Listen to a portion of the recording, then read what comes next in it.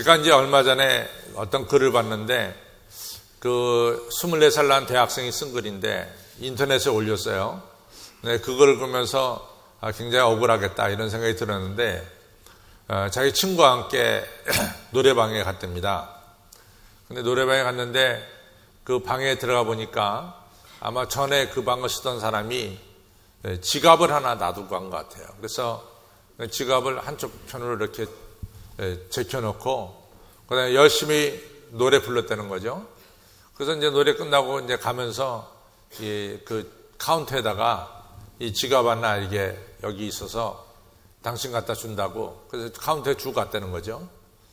그래서 한 며칠 지나고 났는데 경찰이 자기한테 찾아와서 들어와서 그 지갑에 돈이 있었는데 돈이 없어졌다고.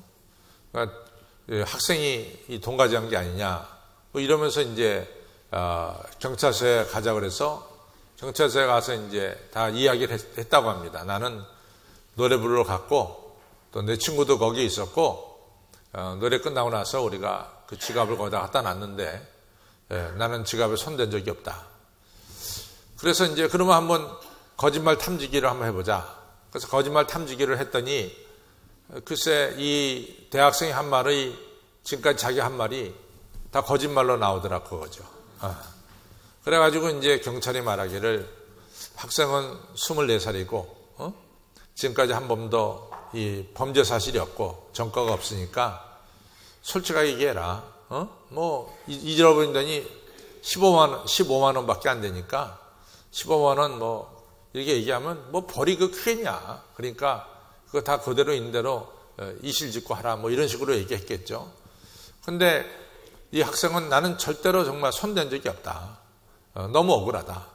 그래갖고 손댄 적이 없다 그래가지고 이제 왔는데 그러기를 지난 10월 달에 4번이나 경찰서 가서 조사를 받았다는 거예요. 그러니까 너무 그게 스트레스라는 거죠. 근데 그 학생의 말이 다 진실이라면은 그 학생은 억울한 거죠. 정말 억울한 거지. 근데 우리가 살다 보면요. 이런 억울한 일들이 종종 있어요. 그렇죠? 억울한 일들. 정말 오늘 성경에 나오는 아시다시피 이 요셉도 억울하죠.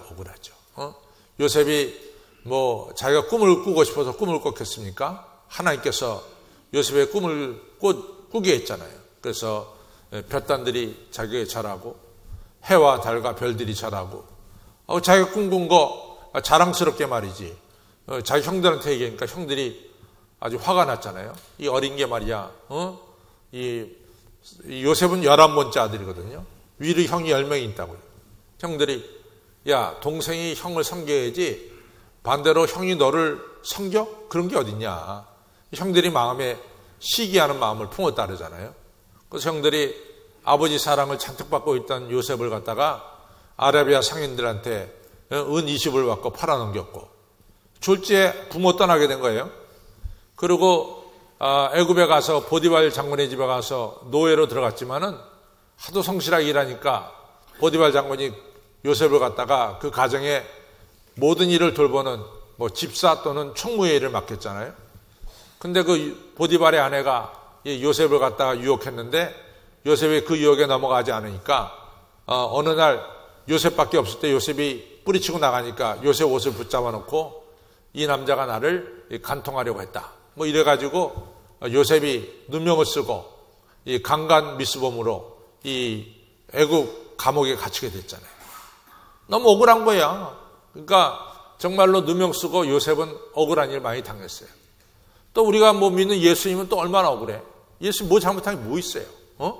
예수님은 여러분과 저를 위해서 정말로 배고픈 자에게 오병이 열어 먹을 것을 주셨죠. 안진뱅이 이렇게 세웠죠. 성전에 나와서 어떤 여인이 손이 비틀어졌으니까 바리새인이 뭐라고 욕하든 말든 그 여인 고쳐주었죠. 예수님께서 뭐 죽은 자도 살렸죠. 예수님 못하신 일 뭐가 있습니까? 근데 이제 예수님을 갖다가 하나님에 대해서 천만만 말을 했다고 말이지. 그래갖고 예수님을 갖다가 그 당시에 가장 흉한 죄인을 갖다가 달려 죽게 하는 십자가에 달려 죽게 했잖아요. 그런 거 보면 예수님은 정말 억울하게 십자가에 달려 돌아가신 분이죠. 이처럼 우리의 삶 속에서도 억울한 일도 있고 또 전혀 나하고는 관계가 없지만은 누명 쓰는 일도 있고 그렇죠?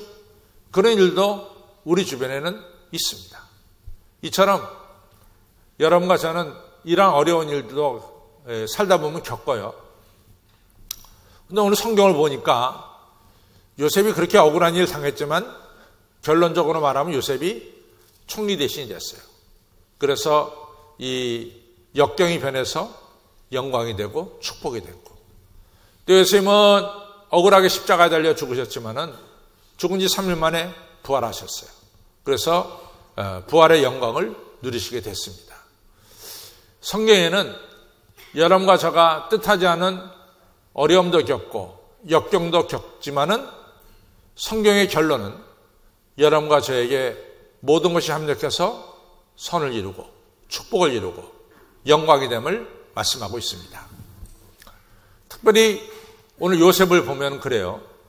이 요셉이 이제 아마 요셉에게는 어디 갔다 놔도 성실하게 일하는 이런 성실성이 있었던 것 같아요. 그래서 보디발의 집에서 일할 때도 얼마나 성실하게 일했으면은 그래 보디발 장군이 네가 다 모든 것을 관할해라 이 정도로 맡겼겠어요. 요셉은 어딜 갖다 놔도 책임 있게 성실하게 일하는 그런 사람이었던 것 같습니다. 감옥에 가서도 뭐 똑같은 죄수죠. 그런데 얼마나 성실하게 일했으면은 이 간수장이 요셉에게 모든 죄수를 돌보는 이런 자리로 줬어요.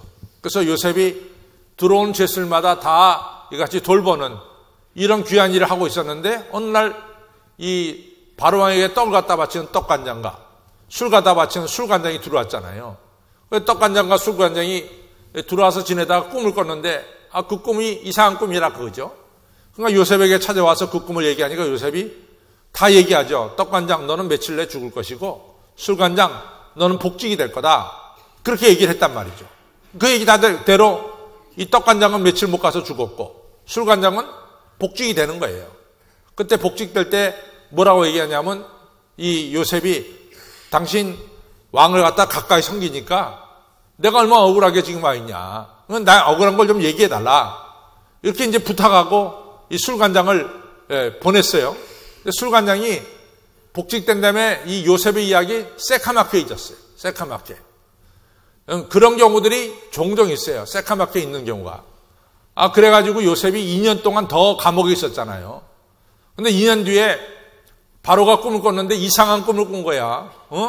뭐 살찐 소 7마리가 나오더니 그 다음에 파리한 소 7마리가 나오더니 또 뭐 곡식이 잘 익은 이 벼가 나오더니 또 파리한 벼가 나오더니 뭐 이상한 꿈을 꾼 거야. 그러니까 바로가 이 꿈이 도대체 무슨 꿈이냐?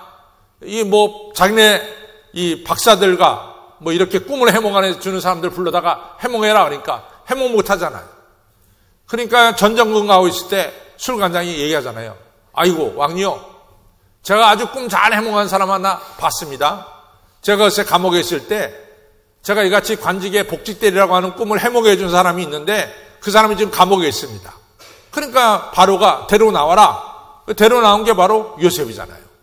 요셉이 말합니다. 다 듣고 나서 하나님께 기도하고 나서 앞으로 7년 동안 풍년이 오고 또 7년 동안 흉년이 오는데 7년 동안 풍년이 있을 동안에 흉년을 준비해야 됩니다.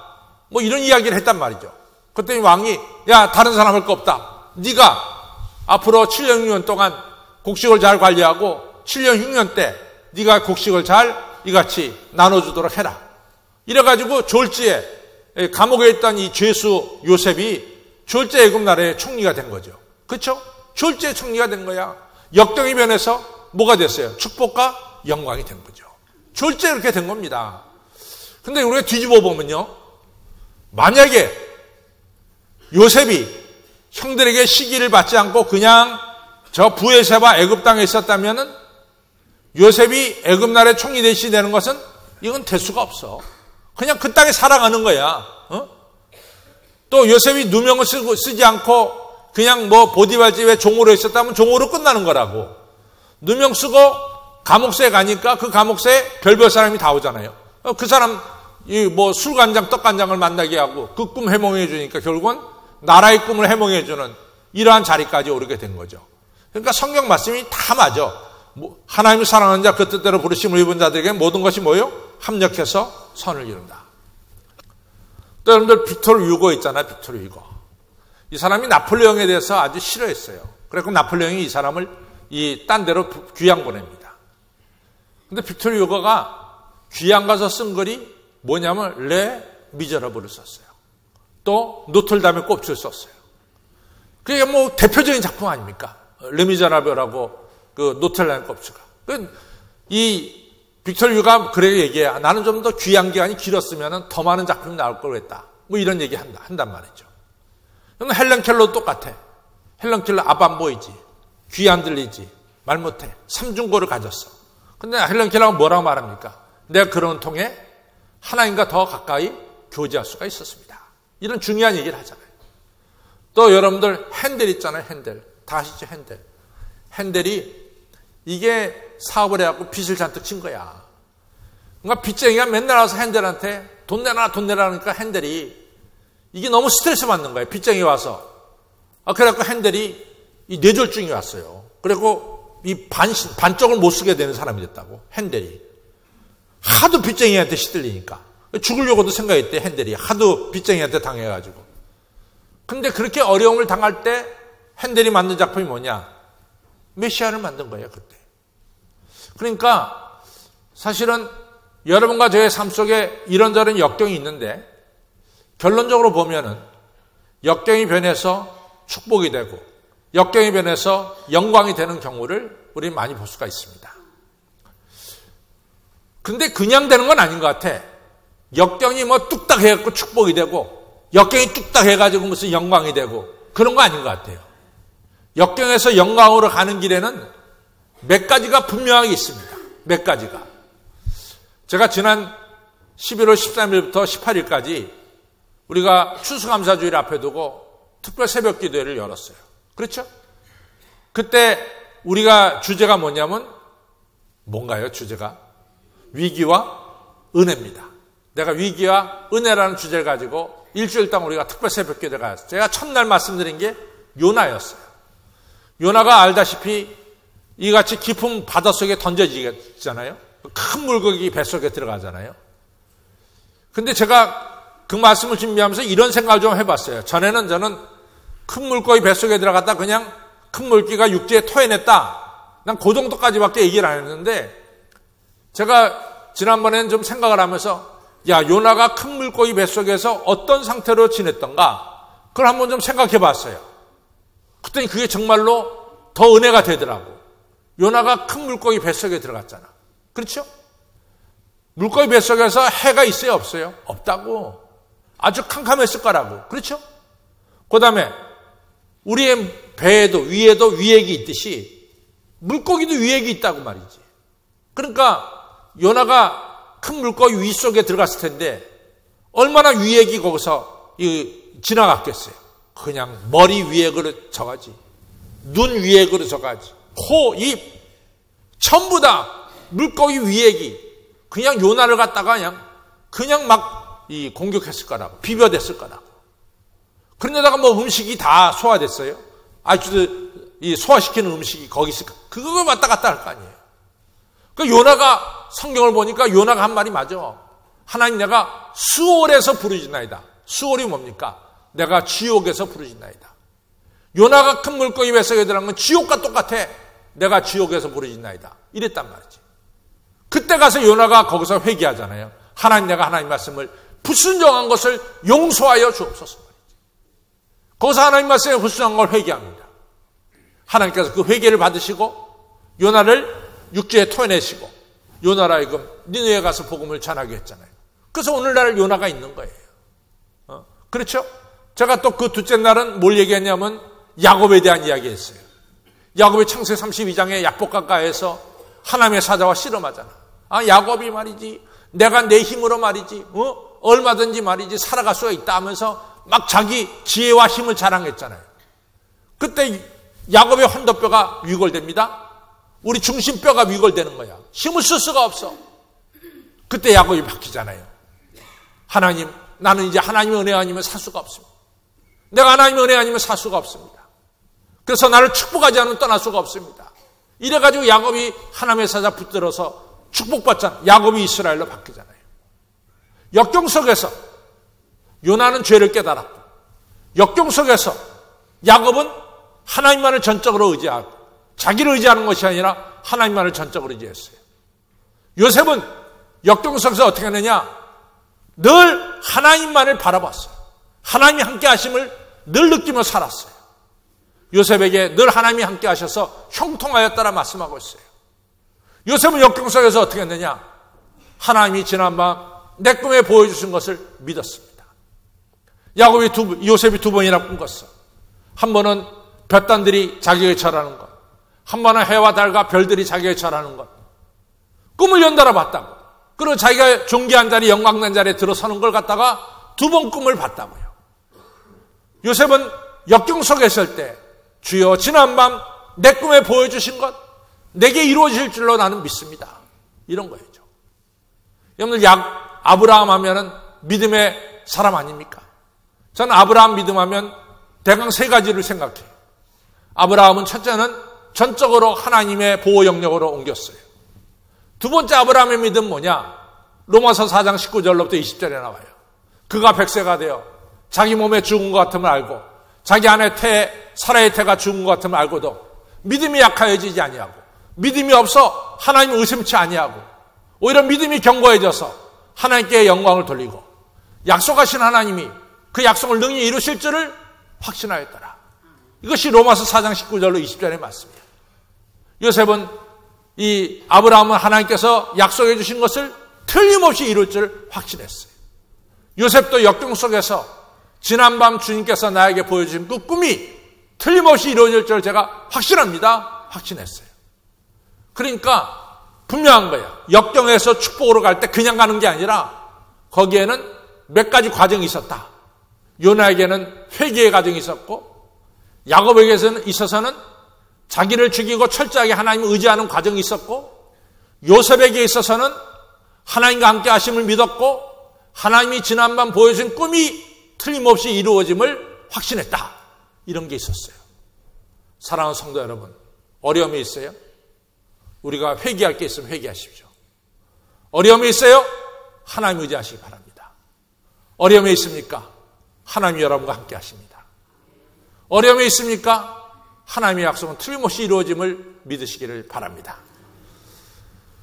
저는 사람이 잘 된 다음이 중요하다고 생각해요. 사람이 출세한 다음이 중요하다고 생각해요.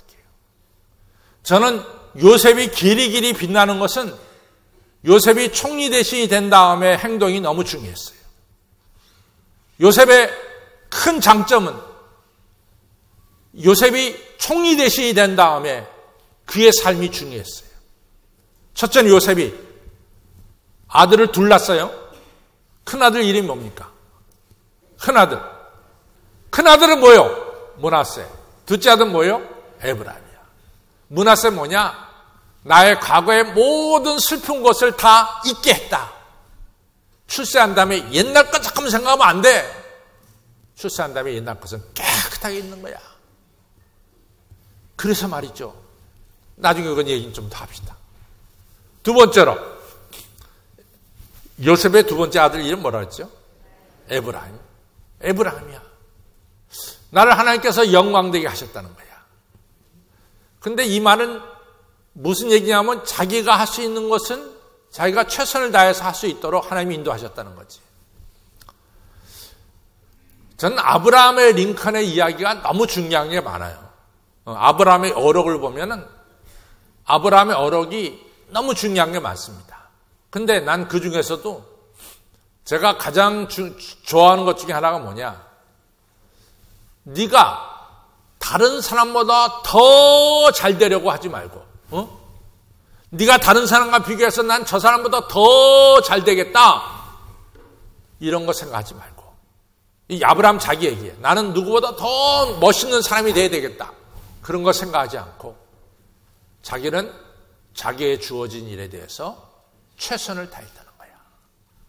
난 이게 너무 멋있는 얘기 같아. 내가 남보다 더 잘난 사람이 되겠다. 그 사람 불행해져요. 맨날 그 사람하고 비교하다가 그 사람 불행해지는 거야. 그러나 오늘 나에게 맡겨진 일에 대해서 내가 최선을 다하겠다. 이것이 그 사람을 역경에서 영광으로, 역경에서 축복으로 바꾸는 거예요. 축복으로 바꾸는 거예요. 여러분들 아들, 딸을, 아유, 우리 아들을 저 집의 아들보다 더 멋있는 사람, 그러면 그 아들이 얼마나 스트레스 받겠어요. 우리 딸을 저 집 딸보다 더 멋있는 딸로 만들겠다. 돈이 얼마나 들겠어? 여러분들, 우리 남편, 다른 남편하고 잠깐 비교해가지고 이게 되겠냐 말이지. 또 자기 아내, 다른 아내하고 잠깐 비교해서 되겠냐고. 오늘 하나님이 내게 주신 것, 그것에서 감사하고 최선을 다하는 거야. 최선을 다하는. 제가 지금 36년 이상 목회를 했는데 나는 어딜 가나 내가 목회한 교회가 최고로 난 생각했어요. 내가 목회한 교회. 내가 목회한 교회를 최고로 생각했어요. 내가 미국서 목회할 때도 내가 섬겼던 대한당가족교회가 미국의 이민교회에서 최고로 생각하고 내가 목회를 했어요. 근데 여기 오기 전에 중구에 있는 신당동에 있는 교회에서 목회할 때도 내가 뭐라는지 알아요? 우리 교회는 어디에 있느냐? 중구에 있다. 중구에 있다. 말이죠. 그래서 그 교회 이름이 한일교회야. 한국에서 제일 가는 교회단 말이지. 그리고 이제 교인들에게 내가 얘기하고 설교했어요. 내가 한신교회 왔지. 한신교회가 최고야. 예. 자기가 맡겨진 일에 대해서 최고로 알고 일해야 돼. 자꾸만 남 믿고 기웃기웃거리지 말어. 아시겠어요? 요셉이 그런 사람이었어. 어딜 가든지 자기가 맡겨진 일에 대해서 최선을 다한 거야. 세 번째로 난 요셉의 멋있는 점은 그예요. 오늘 성경에 보니까 요셉 형들이 겁이 났어. 이 아버지가 돌아가셨으니까 이 요셉이 이제는 보복하지 않을까? 복수하지 않을까? 보복하거나 복수하지 않을까? 이런 생각을 한 거예요. 그러니까 형들이 그렇게 얘기합니다. 아, 글쎄, 아버지가 돌아가시기 전에 말하기를 내가 돌아가도 너희들끼리 사이좋게 지내야 한다. 뭐 이런 얘기를 했다는 거야. 벌써 요셉은 형들이 얘기하는 게 무슨 얘기인지 다 알아들었지. 왜냐하면 그 옛날에 형들이 요셉을 갖다가 은 20에 아라비아 상인한테 팔아가지고 요셉이 그렇도록 고생했잖아요. 그거에 대한 복수를 할까봐, 복수할까봐 말이야. 형들이 겁이 난 거야. 요셉이 뭐라고 말합니까? 형들이 저를 헤아려 했지만 하나님께서 형들과 형들의 가족을 먹여 살리려고 나를 이 땅에 미리 보내시고 나에게 이런 은혜를 베풀었습니다. 형들이여 걱정하지 마소서. 내가 형들의 자손을 다 책임지고 먹여 살리겠습니다. 이게 요셉에게 멋있는 점이라고요. 미래를 향해서 나가는 것, 과거는 잊어버리고 미래를 향해서 나가는 것, 이것이 바로 요셉에게 있어서 너무나 멋있는 그런 요셉의 장점입니다. 성도 여러분, 우리에게 위기도 있어요. 우리에게 누명 쓰는 것도 있어. 억울한 것도 있어. 역경도 있습니다. 그러나 오늘 여러분과 저는 역경이 변해서 영광이 되고 축복이 될 줄로 믿습니다. 그 과정에 우리에게 필요한 게 있어요. 우리가 역경 속에서 우리의 잘못한 것을 깨닫고 회개하고, 그렇죠? 또 역경 속에서 나를 붙드는 것이 아니라 하나님만을 붙잡으시기를 바랍니다. 하나님이 우리와 함께 하심을 믿으시길 바랍니다. 지난밤 우리 주님이 보여주신 약속이 이루어질 것을 믿으시길 바랍니다. 태산을 넘어 헝게 갈지라도 우리가 빛 가운데로 걸어가고 우리 예수님만 붙잡으면 모든 것이 변해서 할렐루야 영광이 될 줄로 믿습니다.